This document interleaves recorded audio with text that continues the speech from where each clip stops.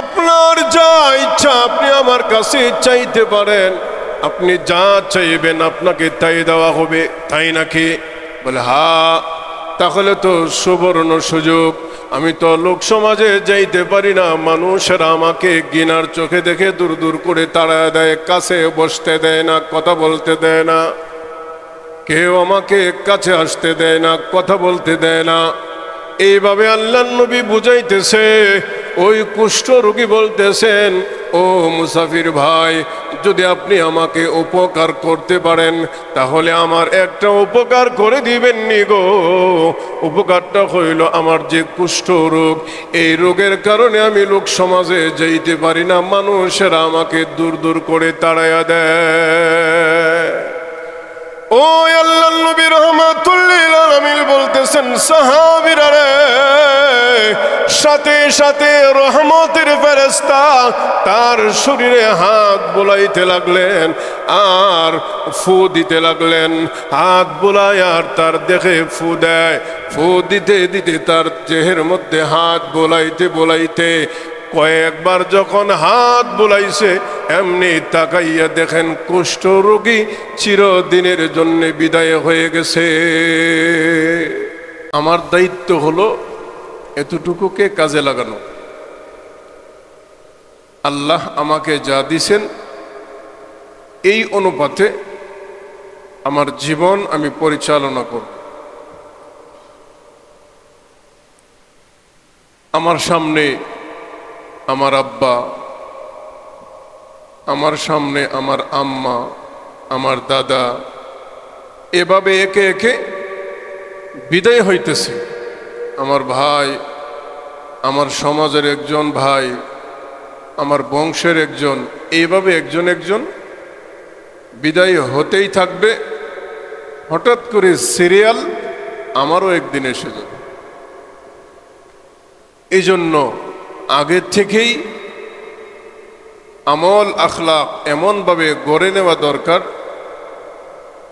আজরাইল আলাইহিস সালাতু ওয়াস সালাম আসলে যেন আমাকে সালাম দেয় আলহামদুলিল্লাহ। আল্লাহ তাআলা কোরআন শরীফে বলছেন, সালামুন কওলাম মির রাব্বির রহিম। যারা আল্লাহর নেককার বান্দা, যারা আল্লাহ তাআলার হুকুম মানে, দুনিয়ার আইন, দুনিয়ার নিয়ম, দুনিয়ার সংবিধানের সামনে যারা আল্লাহর আইন, আল্লাহর সংবিধানকে প্রাধান্য দেয়, উপরে রাখে, আমার দুনিয়ার আইন যাই হোক, সমাজের নিয়ম যাই হোক, আমার আল্লাহর নিয়ম, আমার আল্লাহর বিধান, নবীর সুন্নত সবার আগে, এই বিশ্বাস এবং এই কাজটা যারা করে, আল্লাহ তাআলা মৃত্যুর সময় তাদেরকে সালাম জানাইবেন। সুবহানাল্লাহ, জোরে কর। সালামুন কওলাম মির রাব্বির রহিম। বান্দা বান্দিকে আল্লাহ তাআলা সালাম দিবেন। আপনাকে আমাকে আল্লাহ তাআলা সালাম দিলে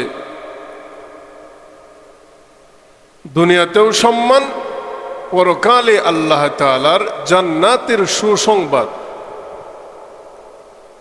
এই জন্য আল্লাহ তাআলার শুকরিয়া সব সময় আদায় করতে হবে। সংসারে শান্তি আলহামদুলিল্লাহ, সংসারে অশান্তি, অভাব অনটন, তারপরেও আলহামদুলিল্লাহ আল্লাহ তাআলা আমাকে যেইভাবে ভালো মনে করেন সেভাবেই আল্লাহ তাআলা আমাকে বাঁচিয়ে রাখেন।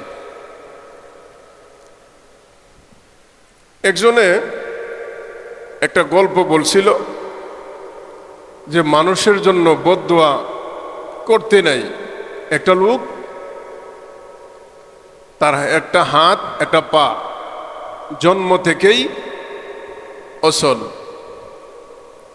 এই লোকটা এমন একটা কাজ করছে যে কাজের কারণে ওই ব্যক্তি তাকে বদদুয়া দিতে বাধ্য হয়েছে। বদদুয়া দেওয়ার সময়ও সে ধৈর্য ধারণ করে নিছে, বদদুয়া দিছে না। না দিয়া তার আরো যারা সাথী সঙ্গী আছে এদেরকে বুঝ দিছে আমি তার জন্য বদদুয়া দিব কি, হেরে তো আল্লাহ আগের থেকেই শাস্তি একটা দিয়ে রাখছে।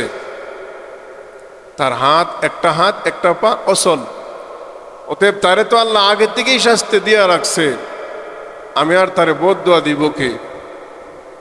যেভাবে হোক লোকটা বদদুয়া না দেওয়ার থেকে বিরত থাকছে।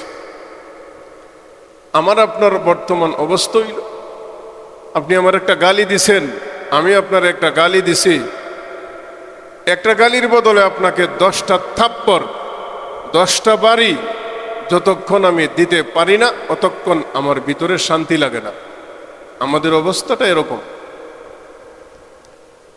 আল্লাহ তাআলা বলতেছেন সর্বহালতে সর্ব অবস্থায় আপনি আল্লাহ তাআলার শুকরিয়া আদায় করতে হবে, আল্লাহর প্রশংসা করতে হবে। দুনিয়ার যে যা কিছুই করুক না কেন, যা কিছুই বলুক না কেন, প্রশংসা শুকরিয়া হবে একমাত্র আল্লাহ তাআলা। ফাযকুরুনি আযকুরকুম ওয়াশকুরু লি ওয়ালা তাকফুরুন। আল্লাহ তাআলা বলতেছেন, ও দুনিয়ার বান্দা বান্দিরা, তোমরা যদি আমি আল্লাহকে স্মরণ করো, আমাকে যদি তোমরা স্মরণ রাখতে পারো, আমিও তোমাদেরকে স্মরণ রাখবো। সুবহানাল্লাহ, জোরে খান। আল্লাহ তাআলা বলতেছেন, বান্দা বান্দি তোমরা যদি আল্লাহকে স্মরণ রাখো, আল্লাহ পাকও তোমাদেরকে স্মরণ রাখবে। আর যদি তোমরা আল্লাহ থেকে দূরে সরে যাও, আল্লাহকে যদি তোমরা ভুলে যাও, আল্লাহ তাআলাও কিন্তু তোমাদেরকে ভুলে যাবে। আল্লাহ তাআলা এই কথাটাই বুঝাইতেছেন, বান্দা তুমি যদি আমাকে স্মরণ রাখো, আমি আল্লাহও তোমাকে স্মরণ রাখবো, স্মরণ করব। আর এইভাবেই তোমার জীবন যাপন করো কৃতজ্ঞতার সাথে। ওয়ালা তাকফুরুন, তুমি অকৃতজ্ঞ হয়ো না। আল্লাহর বিরুদ্ধাচরণ, নবীর বিরুদ্ধাচরণ কইরো না। কিভাবে হয়? কথার দ্বারা হয়, কাজের দ্বারা হয়, চলাফেরার দ্বারা হয়, ইশারা ইঙ্গিতের দ্বারা হয়, চিন্তা চেতনা ধারণার মাধ্যমে আল্লাহ এবং রসুলের বিরুদ্ধাচরণ হয়ে যায়। আমরা বুঝতেই পারি না, টেরই পাই না এটা যে আল্লাহ এবং রসুলের বিরুদ্ধে হয়ে যাচ্ছে। ফাযকুরুনি আযকুরকুম ওয়াশকুরু লি ওয়ালা তাকফুরুন। হে দুনিয়ার মানুষ, তোমরা আল্লাহকে স্মরণ করলে আল্লাহ তাআলাও তোমাদেরকে ভুলে যাবে না, স্মরণ করবে। আর পাশাপাশি যদি সর্বহালতে সর্ব অবস্থায় আল্লাহ তাআলার শুকরিয়া আদায় করো। আমার বিপদ এসেছে, আমি অসুস্থ, আলহামদুলিল্লাহ।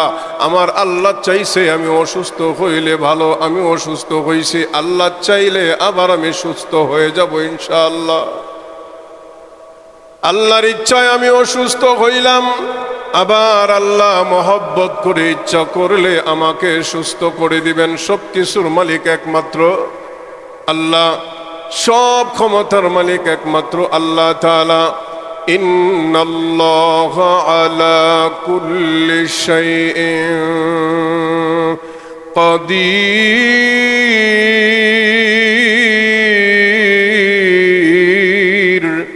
আল্লাহ হলেন সার্বভৌমত্বের ক্ষমতার মালিক। দুনিয়ার কোন মানুষ আমাকে পারবে না দুনিয়ার থেকে বিদায় করে দিতে। আল্লাহ যদি আমার প্রতি রাজি এবং খুশি থাকে, আল্লাহ যদি আমার প্রতি বেজার হয়ে যায়, নারাজ হয়ে যায়, আল্লাহর পক্ষ থেকে যদি আযাব গজব আসে, দুনিয়ার কেউ আযাব গজব থেকে আমাকে ফিরায় রাখতে পারবে না।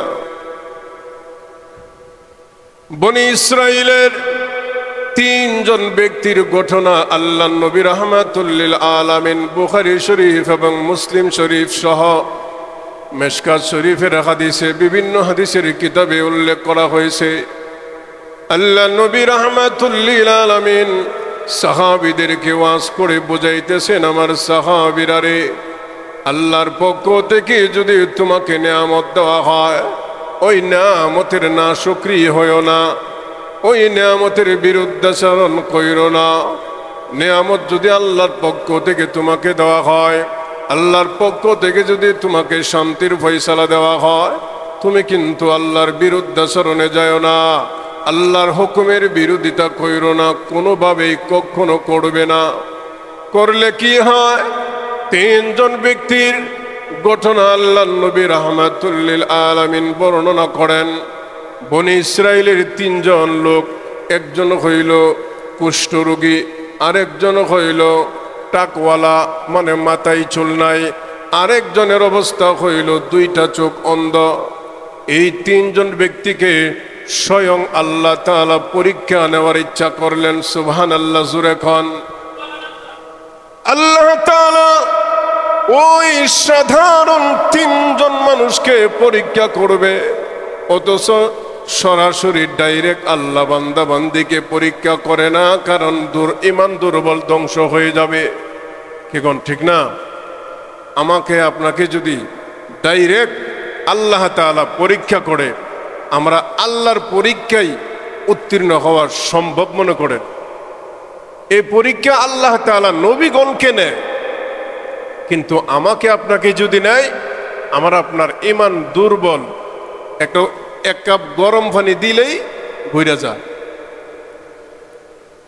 ওই তিনজন ব্যক্তিকে স্বয়ং আল্লাহ তাআলা সরাসরি পরীক্ষা করবে। একজন হইল কুষ্ঠরোগ, আরেকজন হইল টাকওয়ালা, মাথায় চুল নাই, আরেকজন হইল অন্ধ। ওই তিনটা ব্যক্তির কাছে আল্লাহ তাআলা ফেরেশতা পাঠাইয়া তাদেরকে পরীক্ষা নেবে। আল্লাহ নবী রাহমাতুল লিল আলামিন বলেন, যখন ফেরেশতা তাদের কাছে আসলেন, সর্বপ্রথম আসলেন কুষ্ঠ রোগীর কাছে, এসে বলতেছেন, এরে ভাই, আমি তোমার কোনো সাহায্য করতে পারি কিনা, তোমার কোনো উপকারে আসতে পারে কিনা বলবেন না, আপনি তো মুসাফির মানুষ, আপনি পথিক, আমাকে আপনি কিসের উপকার করবেন, কি করতে চান আপনি? ওই ফেরেশতা কিন্তু ফেরেশতার রূপ ধারণ করে নাই, পথিক মুসাফিরের বেশ ধরে আসছে, সাদা পাঞ্জাবি, সাদা পাগড়ি, একেবারে সুন্নতি তরিকায় কাপড় পরিধান করা। ওই ব্যক্তি বলতেছেন, ভাই, আপনি তো বলছেন মুসাফির মানুষ, আপনি তো অসহায় মানুষ, আপনি আমার জন্য কি করবেন? ওই ফেরেশতা ডেকে ডেকে বলতেছেন, ভাই, যদি আপনি আমার কাছে কিছু চাওয়ার তাকে চাইতে পারেন, আপনার যা ইচ্ছা হয়। সুবহানাল্লাহ বলবেন না? রে মুমিন, আপনার যা ইচ্ছা আপনি আমার কাছে চাইতে পারেন, আপনি যা চাইবেন আপনাকে তাই দেওয়া হবে, তাই নাকি? বলে, হ্যাঁ। তাহলে তো সুবর্ণ সুযোগ, আমি তো লোক সমাজে যাইতে পারি না, মানুষেরা আমাকে ঘৃণার চোখে দেখে দূর দূর করে তাড়া দেয়, কাছে বসতে দেয় না, কথা বলতে দেয় না, কেউ আমাকে কাছে আসতে দেয় না, কথা বলতে দেয় না। এইভাবে আল্লাহর নবী বুঝাইতেছে। ওই কুষ্ঠ রোগী বলতেছেন, ও মুসাফির ভাই, যদি আপনি আমাকে উপকার করতে পারেন, তাহলে আমার একটা উপকার করে দিবেন নি গো। উপকারটা হইল, আমার যে কুষ্ঠ রোগ, এই রোগের কারণে আমি লোক সমাজে যাইতে পারি না, মানুষেরা আমাকে দূর দূর করে তাড়াইয়া দেয়। ওই আল্লাহর নবী রাহমাতুল লিল আলামিন বলতেছেন, সাহাবীরা রে, সাথে সাথে রহমতের ফেরেশতা তার শরীরে হাত বুলাইতে লাগলেন আর ফু দিতে লাগলেন। হাত বুলায় আর তার দেখে ফু দেয়, ফু দিতে দিতে তার দেহের মধ্যে হাত বুলাইতে বুলাইতে কয়েকবার যখন হাত বুলাইছে, এমনি তাকাইয়া দেখেন কুষ্ঠ রোগী চিরদিনের জন্য বিদায় হয়ে গেছে। এত খুশি হয়েছে লোকটা। আলহামদুলিল্লাহ ভাই, আপনি এত শক্তি এবং এই কেরামতি আপনি কেমনে পাইলেন? এই ঔষধ, এত বড় চিকিৎসা আপনি কোত্থেকে পাইলেন, কোথার থেকে শিখলেন? আমি তো এই দেশের কোনো কবিরাজ ডাক্তার কোনো লোক বাকি রাখি নাই যে আমি দেখাই নাই, কিন্তু আপনি কিভাবে আমাকে শুধু আমার দেহে হাত বুলাইয়া আর আমাকে ফু দিয়া আমার এই এতদিনের জন্ম থেকে নিয়ে আমার কুষ্ঠরোগ ভালো করে দিলেন। রহমতের ফেরেশতা এবার দোয়া করতেছেন, ভাই আল্লাহ করে দিছে, আমি করার মালিক না, আমার করার ক্ষমতাও নাই। এখন আরেকটা প্রশ্ন আপনাকে আমি করি, আপনার আর কোনো ইচ্ছা আসেনি? আপনার যদি আরো কোনো ইচ্ছা থাকে আমার কাছে আপনি প্রস্তাব করতে পারেন, আপনার ইচ্ছা পূর্ণ করা হবে। ওই লোকটা এবার ডেকে ডেকে বলতেছেন, আপনি যখন আমার কুষ্ঠ রোগ ভালো করে দিছেন আলহামদুলিল্লাহ, আমি এখন সমাজের মানুষের সাথে চলাফেরা করতে পারবো, উঠা বসা করতে পারবো, কথাবার্তা বলতে পারবো। কারণ একটা মানুষ কিন্তু 24 ঘন্টা একা একা থাকা সম্ভব নয়, কেমন ঠিক না? মানুষ কিন্তু মানুষ ছাড়া চলতে পারে না, থাকতে পারে না, খাইতে পারে না, সমাজ পরিচালনা করতে পারে না। ওই লোকটা খুশি হইয়া তাকে জড়াইয়া ধরে বলতেছেন, ভাই আমার সব থেকে প্রিয় বস্তু হইল উট, আমাকে যদি একটা উট আপনি দান করে দিতেন, কোথাও থেকে এনে অথবা কিনে দিতেন। আল্লাহর কুদরত দেখেন, ওই রহমতের ফেরেশতা ওই দিকে আঙ্গুলের ইশারা দিয়া দেখায় দিলেন, ওই যে তাকে দেখো, তোমার জন্য একটা 10 মাসের গাভী উটনি দৌড়ায় আসতেছে। বুখারী শরীফের হাদিস, সত্য ঘটনা। আল্লাহর নবী রাহমাতুল লিল আলামিন বলেন, হাত দিয়া রহমতের ফেরেশতা দেখাইতে দেরি হইছে, ওট একেবারে গলায় রশি সহ দৌড়ায়া মালিকের সামনে এসে হাজির হয়ে গেছে। উট পাইয়া লোকটা অনেক আনন্দিত। এবার রহমতের দোয়া করে দিলেন, যাও তোমার এই উটের মধ্যে আল্লাহ রহমত এবং বরকত দান করুক। এবার চলে গেল দ্বিতীয় ব্যক্তির কাছে, একজনের পরীক্ষা শেষ। দ্বিতীয় জন হইল টাকওয়ালা, তার মাথায় চুল নাই, জন্ম থেকেই তার মাথায় চুল গজায় না। ওই লোকের কাছে যাইয়া বলতেছেন, রে ভাই আপনার যে টাকওয়ালা মাথা, এই টাকওয়ালা চুলবিহীন মাথা নিয়ে আপনি সমাজে চলাফেরা করেন, আপনার কি লজ্জা লাগে না, কষ্ট লাগে না? বলে, হা লাগেই তো, কিছুই তো করার নাই, আমি নিজে তো চুল জাগাইতে পারবো না, কেমনে কি করব? আমি তো লোক সমাজে চলতে পারি না, মানুষের আমারে টাকওয়ালা কয়। মানুষগুলি আমাকে, সমাজের মানুষেরা আমাকে টাকওয়ালা বলে, আমাকে লজ্জা দেয়, শরম দেয়, আমি সমাজে যাইতে পারি না, চলতে পারি না। যদি আপনি আমাকে কিছু একটা উপকার করতে পারেন, আপনার কাছে আমি কৃতজ্ঞ হয়ে থাকব। আল্লাহর নবী বলেন, রহমতের ফেরেশতা তার মাথায় হাত বুলাইয়া রহমতের দোয়া করলেন, প্রভু গো তোমার এই বান্দার মাথায় চুল গজায়া দাও। আল্লাহ তাআলার কুদরত দেখেন, ফেরেশতা পিছন থেকে সামনে হাত বুলাইয়া যখন হাত মাথা থেকে সরাইলেন, তাকায় দেখে সাথে সাথে তার মাথায় কালো যৌবন বয়সের কালো কালো চুল গজায় গেছে। এত আনন্দিত, এত খুশি হইলেন ভাই, সারা দেশের ডাক্তার কবিরাজ দেখাইলাম, কেউ আমার চুল গজাইবার কোনো ঔষধ দিতে পারে নাই, পরামর্শ দিতে পারে নাই। আপনি কেমনে কি করলেন বুঝলাম না, আপনার কাছে আমি চিরকৃতজ্ঞ হয়ে থাকবো। ও ভাই, যদি আপনার আরো কোনো ইচ্ছা থাকে আপনি আমাকে বলতে পারেন। আমার আর একটা ইচ্ছা হইল, আমি সারা জীবনভর দেখছি মানুষেরা গরু লালন পালন করে, আমি গরু কেনার শক্তি নাই, আমার একটা গাভী গরু দিয়ে যাবেন। আল্লাহর নবী বলেন, ফেরেশতা হাত দিয়া দেখাইতেছে, ওই যে তাকায়া দেখেন, আপনার জন্য একটা 10 মাসের গাভী আসতেছে, তাকায়া দেখেন। গাভীটা তার হাতে বুঝাইয়া দিয়া রহমতের দোয়া করলেন, আল্লাহ রাব্বুল আলামিন আপনার এই গাভীর মধ্যে রহমত এবং বরকত দান করুন। এবার চলে গেলেন তৃতীয় ব্যক্তির কাছে, অন্ধ ব্যক্তির কাছে। অন্ধ ব্যক্তির কাছে যাইয়া তাকে প্রশ্ন করলেন, এর অন্ধ ভাই, আপনি যে জন্ম থেকে অন্ধ, কিছুই দেখতে পান না, আপনার কি কষ্ট হয় না? ওই অন্ধ ব্যক্তি বলতেছেন, কষ্ট হয় কি হয় না এটা আমি বলে বুঝাইতে পারবো না, আমি কোনো কিছুই দেখি না।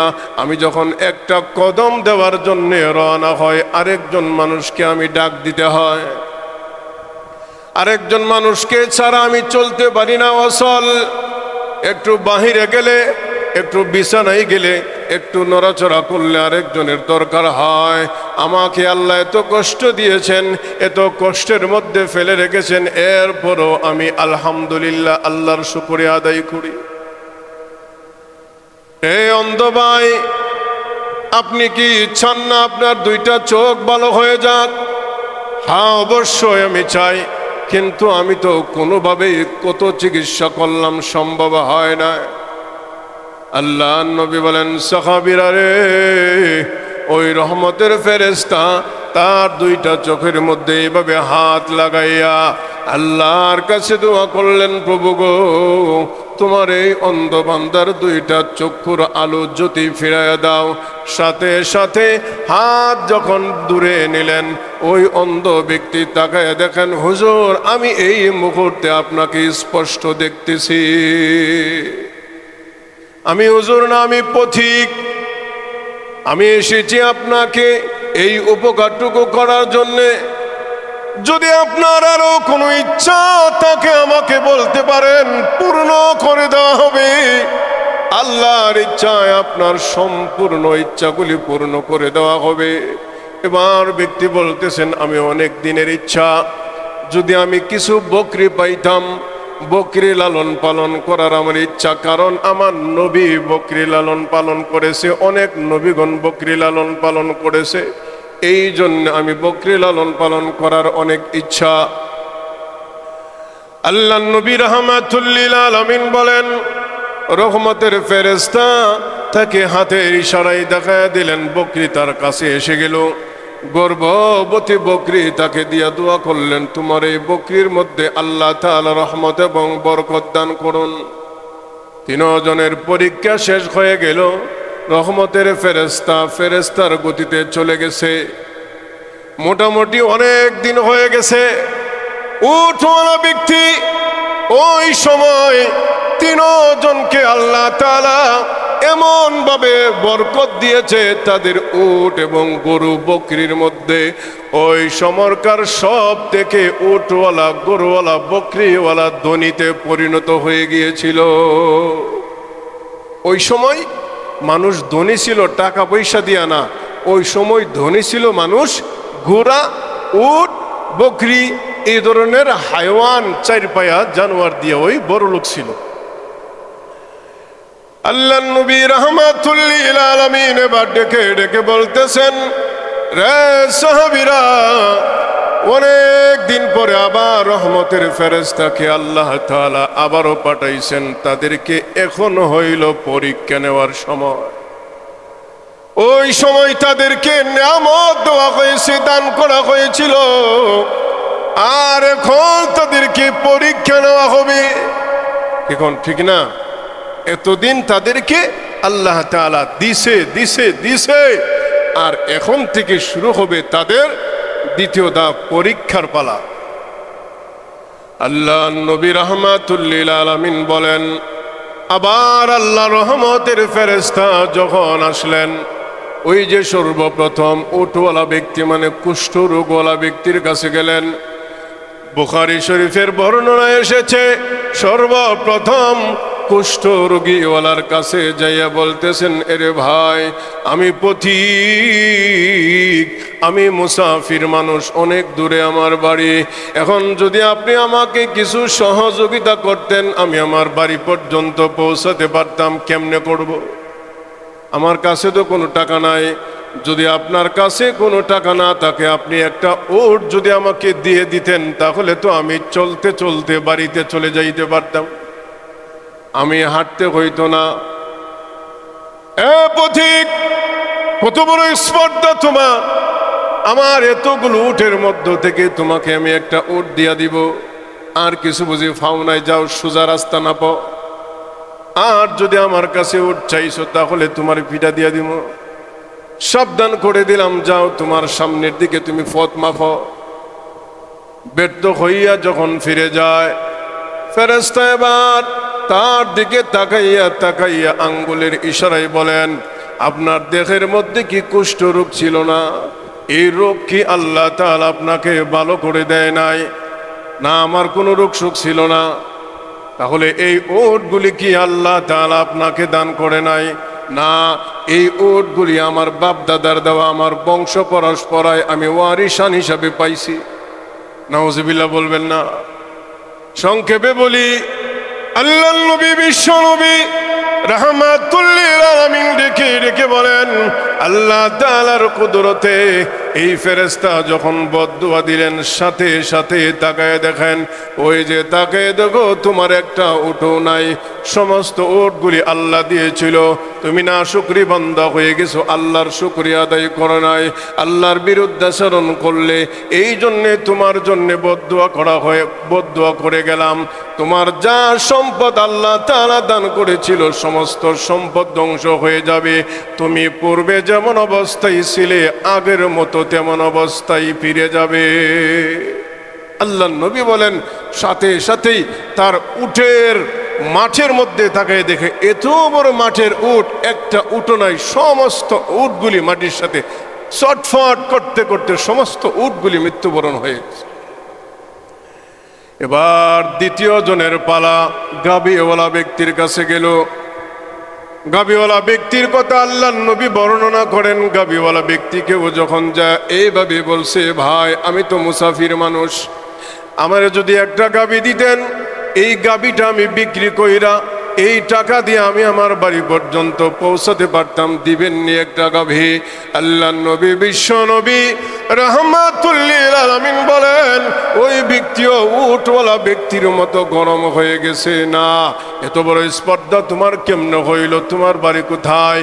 এত বড় সাহস তোমারে কে দিল?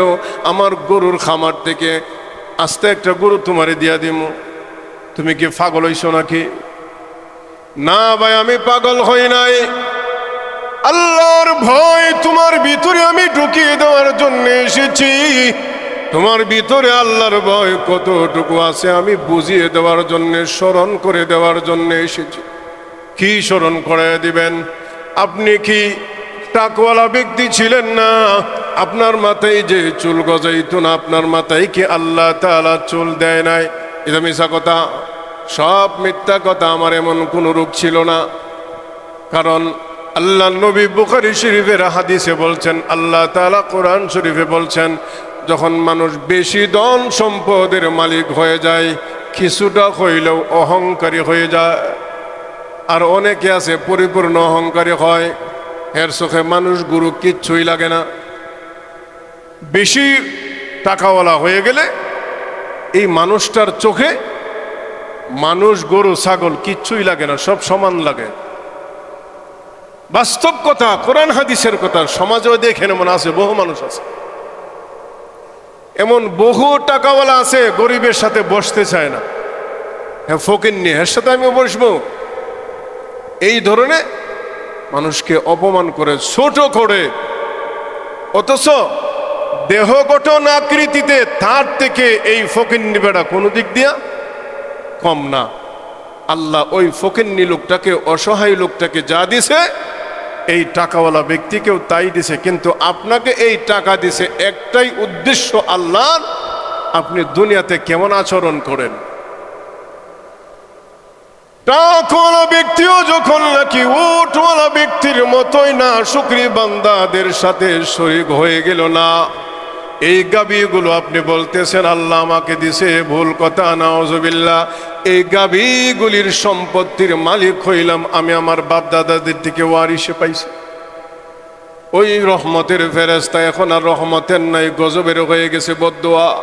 সংক্ষেপে বলি, বদদুয়া দিয়ে গেল, ওই যে তুমি না শুকরি বান্দা হইলা, আল্লাহর বিরুদ্ধাচরণ করলা, আল্লাহর নিয়ামত পাইয়া আল্লাহর শুকরিয়া আদায় করলা না, আল্লাহর বিধান মানলা না, আল্লাহর ওয়াস্তে চাওয়ার পরও তুমি একটা গাভী দিলা না। ওই যে তাকায় দেখো, তোমার সমস্ত গাভীগুলি ধ্বংস হয়ে গেছে, সমস্ত গাভীগুলি ফেরেশতার ইশারায় সব মারা গেছে। ওই ব্যক্তিও তাকায় আফসোস করতে লাগলেন, ভাই আমার আরেকটা সুযোগ দেন। আর সুযোগ নাই, তোমাদেরকে স্বয়ং আল্লাহ তাআলার পক্ষ থেকে পরীক্ষা নেওয়া হয়েছে, তোমরা কেমন ঈমানদার, আল্লাহর প্রতি কেমন বিশ্বস্ততার প্রমাণ দেখাইতে পারো। তোমাদেরকে অঢেল সম্পদের মালিক বানায়া আল্লাহ তাআলা দুনিয়াতেই পরীক্ষার ব্যবস্থা করছেন। সবশেষে যখন তৃতীয় নাম্বার অন্ধ ব্যক্তির কাছে গেলেন, অন্ধ ব্যক্তির কাছে যাইয়া বলতেছেন, ভাই আমি তো মুসাফির মানুষ, আমাকে একটা বকরি যদি আপনি দিতেন। বকরি তো সোয়ার হওয়া যায় না, কিন্তু বকরিটা আমি বিক্রি করে এটার সম্পদ দিয়া টাকা পয়সা দিয়ে আমি আমার বাড়ি পর্যন্ত পৌঁছে যেতে পারতাম, যদি একটা বকরি দিতেন। ওই লোকটার সাথে সাথে বলেন, হ্যাঁ আপনি কে, আপনার পরিচয় দেন, আপনাকে যেন আমি কোথায় দেখছি মনে হয়। সুবহানাল্লাহ বলবেন না? হুজুর কোথায় যেন আপনাকে আমি দেখেছি আমার মনে হয়। ওই রহমতের ফেরেশতা বলতেছেন, আপনাকে আমার দেখার অথবা আমাকে আপনি দেখার কোনো প্রয়োজন নাই। যদি আপনি একটা ওট দিতে রাজি হয়ে যান, একটা ওট আমাকে দিয়ে দেন। আপনার একটা ওট কেন, আপনার যতটা ওট মনে চাই ততটা ওটই আপনাকে আমি অনুমতি দিলাম নিয়ে যাওয়ার জন্যে। আপনার যতটা বকরি মনে চাই ততটা বকরি আমার এই বকরির পাল থেকে আপনি নিয়ে যান, বিক্রি করে আপনি আপনার বউ বাচ্চারা সহ এদের জন্য আপনি কিছু হাদিয়া আমার পক্ষ থেকে নিয়ে যান, আমার কোনো আপত্তি নাই। আপনার যতটা বকরি মনে চাই ততটা নিয়ে যান। ওই ব্যক্তি আবার আসল কথা বলতেছেন, ভাই আমি কিন্তু বকরি নেওয়ার জন্য আসি নাই, আমি কিন্তু অসহায় না, আমি কিন্তু দুনিয়ার কোনো মানুষ না, আমাকে স্বয়ং আল্লাহ তাআলা পাঠাইছে আপনাদের তিনজনকে পরীক্ষা নেওয়ার জন্যে। এই বনি ইসরাইলের তিনজন ব্যক্তি বিখ্যাত এই পরীক্ষার জন্য। অন্য কোনো মানুষকে আল্লাহ তাআলা ডাইরেক্ট এইভাবে পরীক্ষা নেয় নাই, ফেরেশতার মাধ্যমে সরাসরি কথা বলায়া সম্পদ দান কইরা এই সম্পদ আবার ধ্বংস করে দেয়া, এইভাবে ডাইরেক্ট পরীক্ষা নেয় নাই। আল্লাহ তাআলার পরীক্ষায় আপনি উত্তীর্ণ হয়ে গেছেন, আপনাকে মহান আল্লাহ তাআলা বেহেশতের সুসংবাদ দান করেছে। ফাযকুরুনি আযকুরকুম ওয়াশকুরুলি ওয়ালা তাকফুরুন। আল্লাহ তাআলা এজন্যই বলতেছেন, বান্দা তোমরা আল্লাহকে স্মরণ রাখো, আল্লাহকে যদি তোমরা স্মরণ করো আল্লাহও তোমাদেরকে স্মরণ করবে।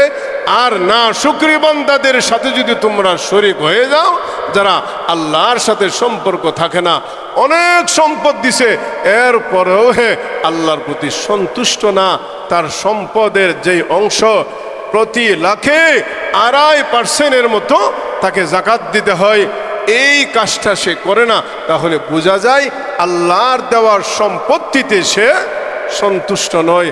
আরো বিভিন্নভাবে আল্লাহ তাআলার কাছে এই তিনজন এমনভাবে পরীক্ষার সম্মুখীন হইলেন, সবাই কিন্তু পরীক্ষায় উত্তীর্ণ হয় না।